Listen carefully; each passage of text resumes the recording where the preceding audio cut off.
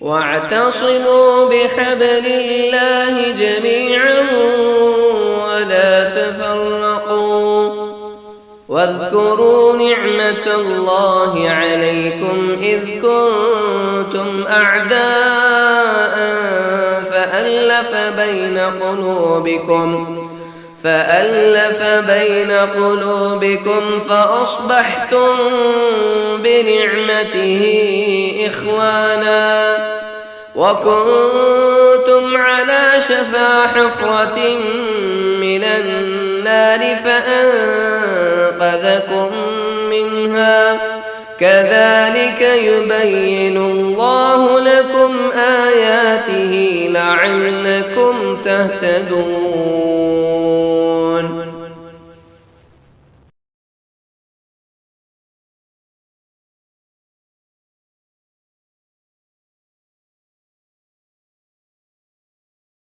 الله وبركاته.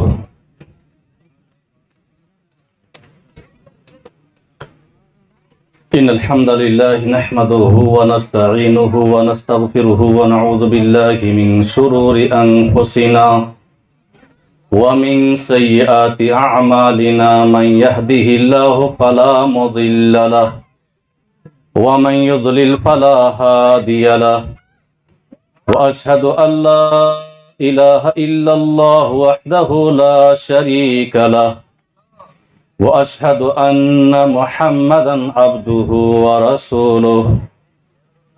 يا أيها الذين آمنوا اتقوا الله حق تقاته ولا تموتن إلا وأنتم مسلمون.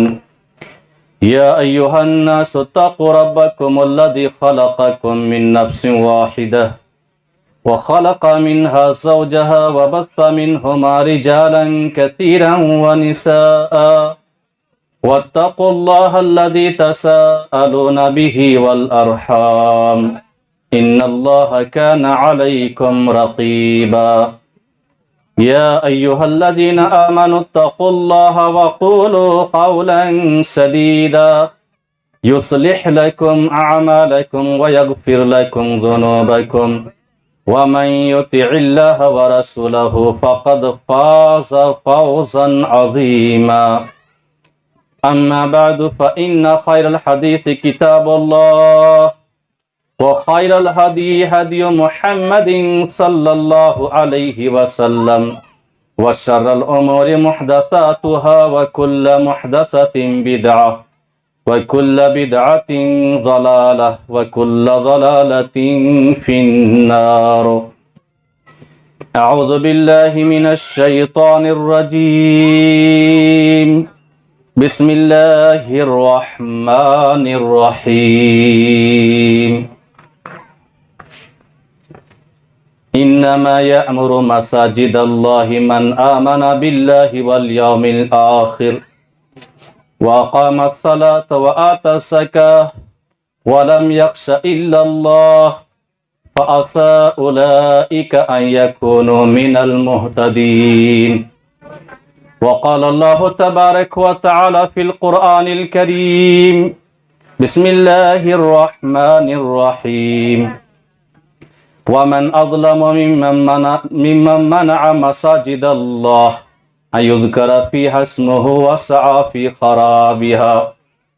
رب اشرح لي صدري ويسر لي أمري واحلل عقدة من لساني يفقهوا قولي رب زدنی علما آمین. ہر قسم کی تعریفات، حمد و ثنا، بڑائی، بزرگی، عظمت و کبریائی بیان کرنی لائق و زیبا ہے اس خالق کائنات مالک ارض و سما کے لیے جس نے ہم بنی نو انسانوں کی تخلیق فرمائی ہے. بعدہ درود و سلام نازل ہوں جناب محمد الرسول اللہ صلی اللہ علیہ وآلہ وسلم پر، جنہوں نے بڑے بڑے مصائب و تکالیف کا سامنا کر کے اسلام کو دنیا کے چپے چپے اور گوشے گوشے تک پھیلایا. حضرات، بڑی خوشی کی بات ہے، مسرت کی بات ہے کہ الحمدللہ اس ویران زمین پر اس ویران جگہ پر اللہ تبارک و تعالی کا گھر تعمیر ہوا ہے، جسے ہم اور آپ مسجد کے نام سے جانتے ہیں۔ اس سے قبل مغرب سے پہلے 2 خطاب ہو چکے ہیں۔ ایک کا عنوان تھا مساجد کی فضیلت اور اس کے آداب، اور ایک کا عنوان تھا نماز۔ مساجد کے تعلق سے جن لوگوں نے سنا انہوں نے تو بہت ساری باتیں سنی ہے، لیکن میں آپ لوگوں سے چند منٹ کا وقت لوں گا اور انشاءاللہ العزیز مساجد ہی کے متعلق بڑے ہی اختصار کے ساتھ چند باتیں آپ کے گوش گزار کر کے میں اپنی بات کو تمام کروں گا۔ اللہ تبارک و تعالیٰ سے دعا کیجیے بار الہ مجھے کتاب و سنت کی روشنی میں باتیں بولنے، آپ تک پہنچانے اور ہم سب کو ان باتوں پر عمل پیرا ہونے کی توفیق عطا فرما، آمین یا رب العالمین۔ آپ لوگ مجھے جانتے ہیں اور بہت سارے ایسے لوگ ہیں ہمارے گوداوری کھنی کے اور دیگر مقامات کے جن سے آشنائی ہے، جنہیں ہم بھی جانتے ہیں اچھی طرح سے اور وہ لوگ بھی جانتے ہیں، اور تقریباً ایک لمبی مدت کے بعد ان لوگوں سے ملاقات ہوئی ہے۔ بڑی خوشی ہوتی ہے جب ایسے بچھڑے ہوئے لوگوں سے دوبارہ ملاقات ہوتی ہے۔ دراصل اس طرح کی اجتماعات، اس طرح کی محفلیں منعقد کرنے کے جہاں بہت سارے مقاصد ہیں، وہیں ایک مقصد یہ بھی ہے کہ جگہ جگہ کے لوگ اطراف و اکناف سے، قریوں سے، بستیوں سے، گاؤں سے، دیہاتوں سے، سٹیوں اور شہروں سے، قصبوں سے آ کر ایک جگہ اکجا ہو جائیں اور ہر جگہ کے لوگوں سے میل ملاقات کریں، سلام کلام کریں، مصافحہ کریں، معانقہ کریں اور خیریت معلوم کریں، تبادلہ خیالات ہوں اور آپس میں پیار اور محبت کا اظہار بھی ہوں۔ یہ بہت ہی بہترین چیز ہے اور دینی پروگرام کے مقاصد میں سے ایک اہم ترین مقصد بھی ہے، اور یہی وجہ ہے کہ بہت سارے جگہوں سے بہت سارے لوگ اس زمین پر آئے ہیں، ورنہ میں سمجھتا ہوں کہ اس سے پہلے کبھی یہاں اتنے لوگ اکٹھا نہیں ہوئے ہوں گے۔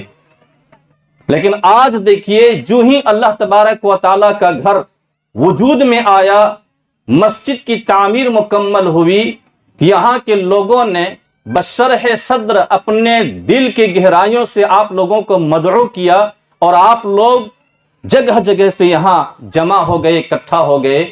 اب میں ایک بات اور بھی سمجھتا ہوں کہ جو لوگ ادھر ادھر سے آتے ہیں ان کے ایسے محفلوں میں، ایسے پروگراموں میں جمع ہونے کے بھی مقاصد ہوتے ہیں، مقصد ہوتے ہیں۔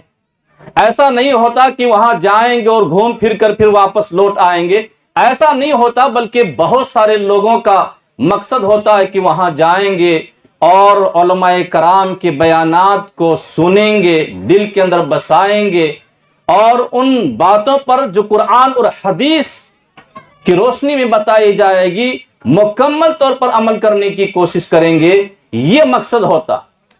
عام طور پر بتلایا جاتا ہے کہ جو لوگ پروگراموں میں جاتے ہیں ان کی 3 قسمیں ہوتی ہیں، وہ 3 طرح کے لوگ ہوتے ہیں۔ آپ لوگ جانتے ہوں گے کیونکہ آپ لوگ برابر پروگرام اٹینڈ کرتے رہتے ہیں۔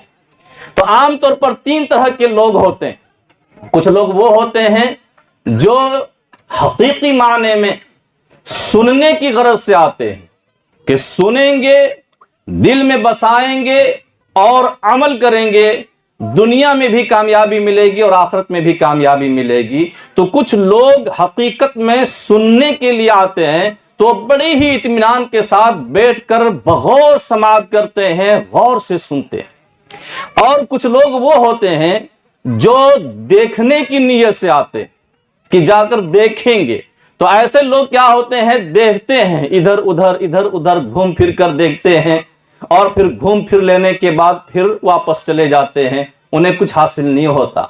اور کچھ لوگ وہ ہوتے ہیں جو مخصوص مقررین، مخصوص عالم دین جو بہت ہائی کوالٹی کے ہوتے ہیں، اسپیکر بڑے ہی جانے مانے مشہور اسپیکر ہوتے ہیں، جو ٹی ویوں میں آتے ہیں، چینلوں میں آتے ہیں، پروگرامز میں آتے ہیں، ایسے مقرر اور خطیب کو دیکھنے کے لیے آتے ہیں کہ فلاں اسپیکر آ رہے ہیں، فلاں مقرر آ رہے ہیں، فلاں مولوی صاحب آ رہے ہیں، جا کر دیکھیں گے۔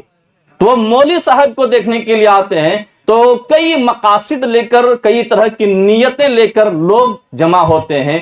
میں آپ لوگوں کے تعلق سے یہ نہیں سمجھتا کہ آپ لوگوں کے مقاصد یہ ہوں، بلکہ میں یہ سمجھتا ہوں کہ آپ لوگ سننے کی غرض سے یہاں آئے ہوں گے۔ بات صحیح ہے کہ نہیں؟ اگر بات صحیح ہے تو تھوڑا اونچی آواز میں بولیے کہ ہاں سننے کی غرض سے آئے۔ بات صحیح ہے؟ الحمدللہ جب ہمارا اور آپ کا مقصد یہ ہے تو سمجھ لیجئے ہم نے نیکیاں بٹور لی ہیں اور اپنے جیب خاص کے اندر ڈال لی۔ اللہ تبارک و تعالیٰ کی یہاں ہمارا نام رجسٹروں کے اندر درج ہو چکا ہے۔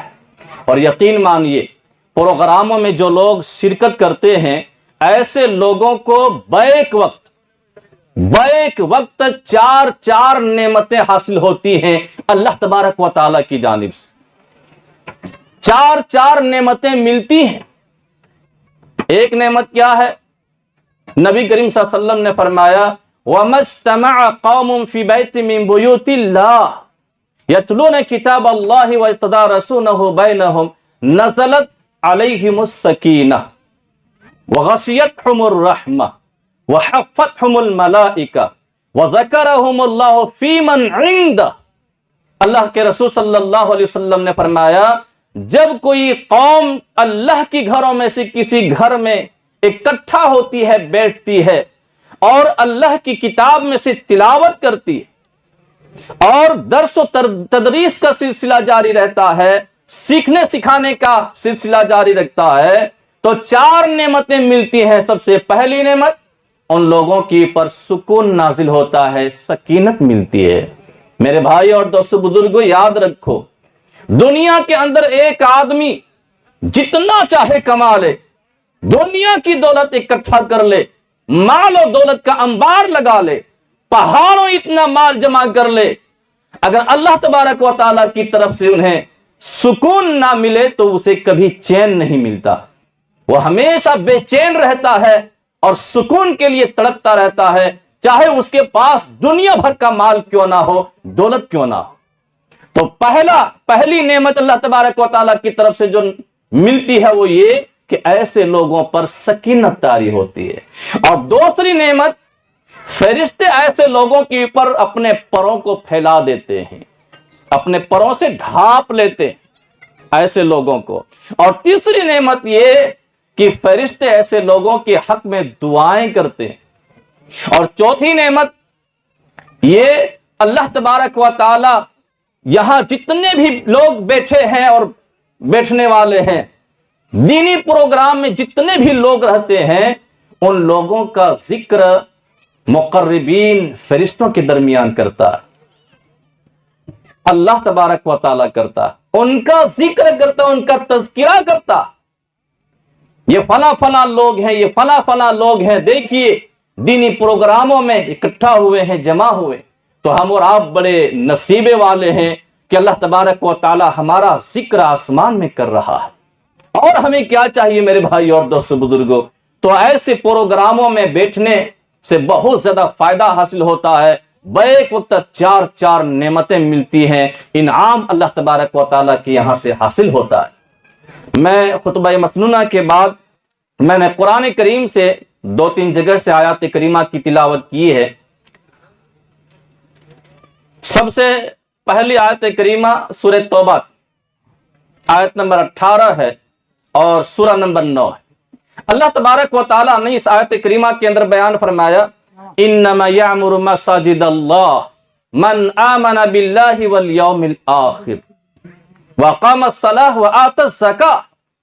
فرمایا کہ جزی نیست اللہ کی مسجدوں کی تعمیر وہ لوگ کرتے ہیں من آمن باللہ والیوم الآخر، جو اللہ پر اور یوم آخرت پر ایمان رکھتے ہیں۔ غور سے سنیے گا، بہت اہم ترین بات اللہ تبارک و تعالیٰ نے بیان فرما دی، بلکہ ہمارے ایمان کے لیے معیار بتلا دیا کہ مومن کون ہے۔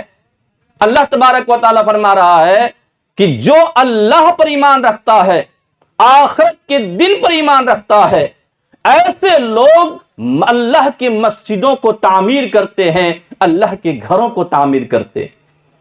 اللہ تبارک و تعالیٰ کے گھروں کو تعمیر کرنے کا ایک مقصد بھی بیان فرمایا، وَأَقَامَ الصَّلَاةَ، نماز قائم کرتے ہیں، نماز قائم کرتے ہیں، وَآتَ الزَّكَاةَ، زکوٰۃ ادا کرتے ہیں۔ آپ ہمیں بتلائیے، اگر مسجدیں نہ ہوں تو لوگ نماز کہاں پڑھیں گے؟ پابندی ہو سکتی ہے۔ ابھی لاک ڈاؤن کے دور میں ہم نے اور آپ نے مشاہدہ کیا، جو لوگ مکمل طور پر پابندی کے ساتھ نماز پڑھنے والے تھے، ان سے بھی نمازیں ضائع ہو گئیں۔ کبھی فجر کی نماز ضائع ہو جا رہی ہے، کبھی عصر کی نماز ضائع ہو جا رہی ہے، کبھی عشاء کی نماز ضائع ہو جا رہی ہے۔ پابندی نہیں کر پا رہے ہیں، لیکن مسجدیں جب تعمیر ہوتی ہیں، اللہ کا گھر جب بنتا ہے، وجود میں آتا ہے اور لوگ وہاں آتے ہیں، تو بہت کم ایسے لوگ ہوتے ہیں جو پابندی کرنے والے ہیں، ان کی نماز ضائع ہو۔ بہت کم ایسے لوگ ہوتے ہیں۔ اسی لیے اللہ تبارک و تعالیٰ نے اللہ کے مسجدوں کی تعمیر کرنے والوں کو ایماندار قرار دیا، نمازی قرار دیا، زکاتی قرار دیا، اور فرمائے وَلَمْ يَخْشَ إِلَّا اللَّهُ، وہ ڈرتے نہیں سوائے اللہ کے، اللہ تبارک و تعالیٰ کے سوا کسی سے نہیں ڈرتے، کسی سے خوف نہیں کھاتے۔ اور میرے بھائیوں اور دوست بزرگوں، اسلامی بھائیوں، یہ بات آپ اپنے ذہن و دماغ کے اندر نوٹ رکھیں۔ ایک مسلمان جب وہ کلمہ لا الہ الا اللہ پڑھ لیتا ہے، اس کے دل کے اندر یہ کلمہ لا الہ الا اللہ جاگزی ہو جاتا ہے، پیوست ہو جاتا ہے، کلمہ کے مفہوم اور مطالب کو اچھی طرح سے جان لیتا ہے، تو دنیا جیسے بھی ہو جائے، کچھ بھی ہو جائے، اس کی جان پر کیوں نہ بن پڑے، لیکن کبھی بھی وہ اس کلمہ سے ہٹ نہیں سکتا۔ کیوں؟ اس لیے کہ اس نے اللہ تبارک و تعالیٰ کو اپنا رب تسلیم کر لیا ہے، اپنا پالنہار اور پروردگار مان لیا۔ آج کتنے ایسے مسلمان ہیں کہ معمولی جھٹکے آنے کے بعد، معمولی پریشانیاں آنے کے بعد ان کا ایمان چکنا چور ہو جاتا ہے، ان کے ایمان کا جنازہ نکل جاتا۔ کتنے ایسے مسلمان ہیں جو عین موقع پر جہاں ایمان کو ثابت کرنا تھا، ایسے ہی موقع پر وہ اپنے ایمان کو گھائل کر بیٹھتا ہے، اپنے ایمان کا جنازہ اٹھا دیتا ہے۔ اس لیے کہنے والے نے کیا ہے، خوب کہا، بک جاتی ہے بھگوت گیتا، قرآن یہاں بک جاتا ہے، بک جاتی ہے بھگوت گیتا، قرآن یہاں بک جاتی ہے، سلور کے کھنکتے سکوں پر ایمان یہاں بک جاتا ہے۔ کتنے ایسے لوگ ہیں جن کا ایمان بک جاتا ہے، لوگ بڑی ہی آسانی کے ساتھ خرید لیتے۔ تو جس کا ایمان بک جائے، جس کا ایمان بک جائے، جس کے ایمان کا سودا ہو جائے، میں سمجھتا ہوں کہ وہ مومن نہیں ہو سکتا، مسلمان نہیں ہو سکتا۔ مومن اور مسلمان کی ایک علامت یہ بھی ہے کہ وہ اللہ کے گھروں کی تعمیر کرتے ہیں، اور ڈرتے ہیں تو صرف اللہ تبارک و تعالیٰ سے ڈرتے ہیں، اس کے علاوہ کسی سے خوف نہیں کھاتے۔ صحابہ کرام رضی اللہ تعالیٰ عنہم اجمعین کی زندگیوں کو دیکھ لیجئے، کون سی تکلیفیں نہیں آئیں، کون سی مصیبتیں ان کے اوپر نہیں آئیں۔ حضرت بلال رضی اللہ تعالیٰ عنہ کے اوپر مصیبتیں نہیں آئیں، حضرت عمار رضی اللہ تعالیٰ عنہ کے اوپر مصیبتیں نہیں آئیں، حضرت صہیب رومی رضی اللہ تعالیٰ عنہ کے اوپر مصیبت نہیں آئی، ابو ذر غفاری رضی اللہ تعالیٰ عنہ کے اوپر مصیبت نہیں آئی، عبد الرحمن بن عوف رضی اللہ تعالیٰ عنہ کے اوپر مصیبتیں نہیں آئی۔ اور یہ تو وہ صحابی ہیں جن کا سب کچھ لوگوں نے لوٹ لیا تھا، چھین لیا تھا، حتیٰ کہ بدن پر کپڑے تک نہیں رہنے دیا تھا، صرف سطر چھپانے ڈھکنے کے حد تک کپڑے کو لے کر وہ ننگے پاؤں، بھوک کی وجہ سے ہونٹ پھٹ گئے تھے اور پیدل چلنے کی وجہ سے پاؤں پھٹ گئے تھے، ہونٹوں سے بھی خون نکل رہا تھا، پاؤں سے بھی خون نکل رہا تھا، اور اسی عالم میں مسجد نبوی پہنچتا ہے اور جناب محمد رسول اللہ صلی اللہ علیہ وسلم سے ملاقات کرتا ہے۔ نبی کریم صلی اللہ علیہ وسلم جب پوچھتے ہیں عبد الرحمن کیسے آنا ہوا، تو کہتے ہیں اللہ کے رسول سب کچھ لٹا کر میں نے آیا، سب کچھ لٹا کر میں نے آیا، بیٹے کو بھی لٹا دیا، بیوی کو بھی لٹا دیا، مال اور اسباب کو بھی لٹا دیا، سواری کو بھی دشمنوں نے چھین لیے، اللہ کے رسول میں صرف ایمان بچا کر آیا۔ نبی کائنات علیہ الصلوۃ والتسلیم نے کیا کہا؟ عبد الرحمن تمہارا مال لٹ گیا، تمہاری بیوی لٹ گئی، تمہاری اولاد لٹ گئی، اللہ کی قسم کچھ بھی نہیں لوٹا، تو دین بچا کر آ گیا ہے، دین سے بڑھ کر کچھ نہیں ہو سکتا۔ یہ عبد الرحمن بن عوف رضی اللہ تعالی عنہ ہے، تو کیا نہیں لٹائے صحابہ کرام رضی اللہ تعالی عنہم اجمعین نے، میرے بھائی اور دوست بزرگ، کیا نہیں لٹائے؟ تو یہ مسجدوں کی تعمیر یہ ایمان کا حصہ ہے۔ اسی لیے اللہ تبارک و تعالی نے بیان فرمایا، کیا فرمایا؟ فَعَسَىٰ أُولَٰئِكَ أَن يَكُونُوا مِنَ الْمُهْتَدِينَ، یہی لوگ ہدایت کے اوپر ہیں، یہی لوگ ہدایت والے۔ گویا کہ ہدایت کی سرٹیفکیٹ دے دی اللہ تبارک و تعالی نے، تو مساجد کی تعمیر کرنا، اللہ کے گھروں کو تعمیر کرنا، وہ عدم سے وجود میں لانا، یہ ہدایت پر آنے اور ہدایت پر رہنے کا ثبوت ہے۔ اس طرح کی بہت ساری چیزیں ہیں، لیکن دو چار باتیں اور میں بتا دیتا ہوں کہ مساجد جب تک وجود میں نہیں آتی، یہ بھی ہمارا بہت المیہ اور افسوسناک بات ہے، بہت بڑا المیہ ہے ہم مسلمانوں کا، کہ جب تک مسجد وجود میں نہیں آتی ہے، مسلمانوں کے درمیان اتحاد دیکھا جاتا ہے، اتفاق دیکھا جاتا ہے، جذبہ دیکھا جاتا ہے، اسپرٹ دیکھی جاتی ہے، ساری چیزیں ہوتی ہیں، اتحاد بھی ہے، اتفاق بھی ہے، جذبہ بھی ہے، اسپرٹ بھی ہے، سب کچھ ہے مسلمانوں کے درمیان۔ سارے مسلمانوں کی زبان سے نکلتے ہیں کہ ہم مسجد تعمیر کریں گے، اللہ کا گھر تعمیر کریں گے، نمازیں پڑھیں گے، اللہ کی عبادت کریں گے، اللہ کے سامنے جھکیں گے، اللہ کے سامنے روئیں گے، گڑ گڑائیں گے، معافی مانگیں گے، استغفار کریں گے، توبہ کریں گے۔ سارے لوگوں کی یہ خاص ہوتی ہے، لیکن جب مسجد وجود میں آ جاتی ہے، اللہ کا گھر وجود میں آ جاتا ہے، تو جو ہی اللہ کا گھر وجود میں آتا ہے، اس کے بعد اختلاف شروع ہو جاتا ہے۔ یہ سب سے بڑا المیہ ہے مسلمانوں کا، میرے بھائی اور دوست بزرگوں۔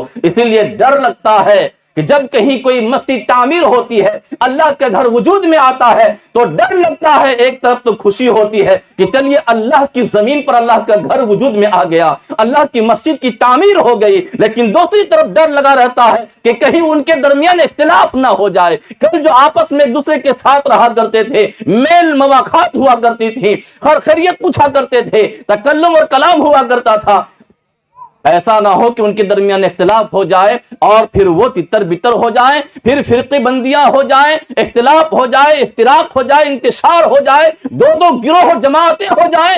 ڈر لگا رہتا ہے میرے بھائی اور دوست بزرگوں۔ یاد رکھیے، ہمارے ہی درمیان کچھ ایسے بھی لوگ رہتے ہیں جن کا یہ سیوا رہتا ہے کہ ہم دوسری مسجد بھی تعمیر کریں گے۔ اگر اقتدار مل گیا تب تو ٹھیک، اگر اقتدار نہیں ملا تو پھر وہ دوسری مسجد تعمیر کرنے کے لیے تیار ہو جاتا ہے کہ ہم دوسری مسجد تعمیر کریں گے۔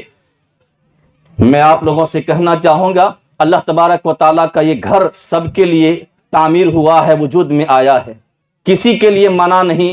اور یہ بات یاد رکھیے، اللہ تبارک و تعالیٰ نے فرمایا سورہ بقرہ کے اندر 114 نمبر کی آیت ہے، اللہ رب العالمین نے فرمایا وَمَنْ أَظْلَمَ مِمَّن مَنَعَ مَسَاجِدَ اللَّهِ یذکر فیہا اسمہ وَسَعَىٰ فِی خَرَابِہَا، کہا کہ اس آدمی سے بڑھ کر ظالم کون ہوگا جو اللہ کے گھر میں اللہ کا ذکر کرنے سے، اللہ کا نام بلند کرنے سے لوگوں کو روکے، وَسَعَىٰ فِی خَرَابِہَا، اور اللہ کے گھر کو خراب کرنے کی کوشش کریں، اللہ کے گھر کی بے حرمتی کرنے کی کوشش کریں۔ میرے بھائی اور دوستو بزرگوں، اللہ کے گھروں کو خراب کرنے کا ایک ذریعہ یہ بھی ہے کہ لوگ ایک اللہ کا گھر وجود میں آیا اور دوسرے گھر کی تیاری شروع کرنے لگے، دوسرے گھر کا ارادہ بنا لیا کہ نہیں اس گھر میں ہمارا نہیں چلے گا، ہم خود سے اپنا پیسہ لگا کر ایک اور گھر تعمیر کر لیں گے۔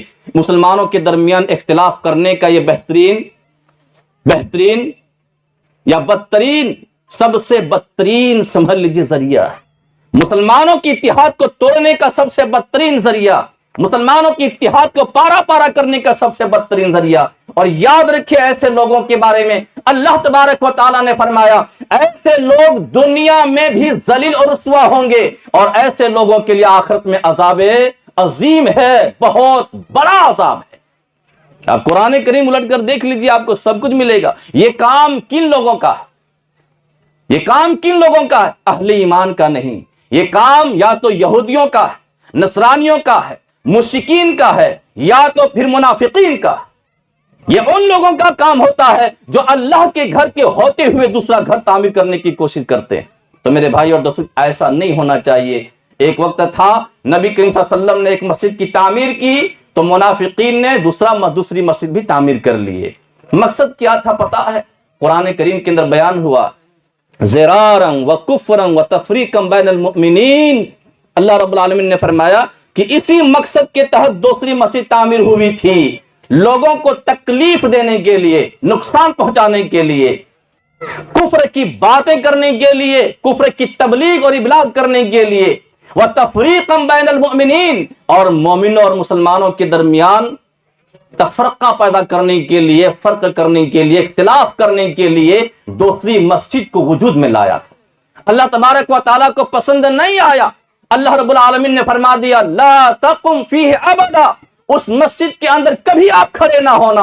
اور نبی کریم صلی اللہ علیہ وسلم جب جہاد سے واپس لوٹے، غزوہ سے واپس لوٹے، فوراً آپ نے حکم دے دیا کہ اس مسجد کو منہدم کر دیا جائے۔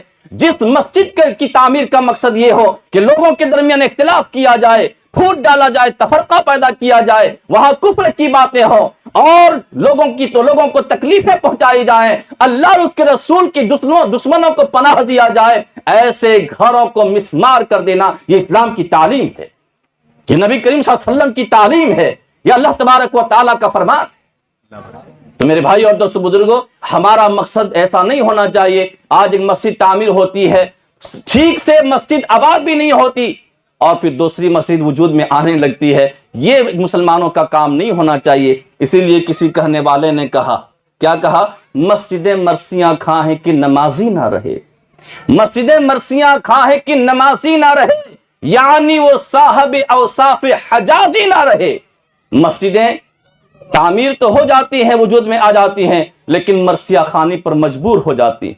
مسجدوں کو چھوڑ کر لوگ نہ جانے کہاں کہاں آباد ہوتے ہیں۔ تو میرے بھائی اور دوستو بزرگوں، مسجدوں کو ویران نہ رکھا جائے بلکہ آباد کیا جائے۔ سارے کے سارے لوگ مل کر مسجدوں کو آباد کریں گے تو انشاءاللہ اللہ کا گھر آباد رہے گا، آپ کو اس سے فائدہ ملے گا، دنیا میں بھی کامیابی ملے گی، آخرت میں بھی کامیابی ملے گی۔ الحمدللہ شیخ محترم تشریف لا چکے ہیں۔ اللہ تبارک و تعالیٰ سے دعا کیجیے بار الہ ہم سب کو مساجد کی تعمیر میں حصہ لینے کی توفیق عطا فرما۔ اللہ تبارک و تعالی ہم سب کو مسجدوں کو آباد کرنے کی توفیق عطا فرما۔ پروردگار عالم جب تک ہمیں زندہ رکھ، ایمان پر زندہ رکھ، جب تک موت دے الہی ایمان کی حالت پر موت دے۔ آمین۔ وآخر دعوانا الحمدللہ رب العالمین۔ والسلام علیکم ورحمۃ اللہ وبرکاتہ۔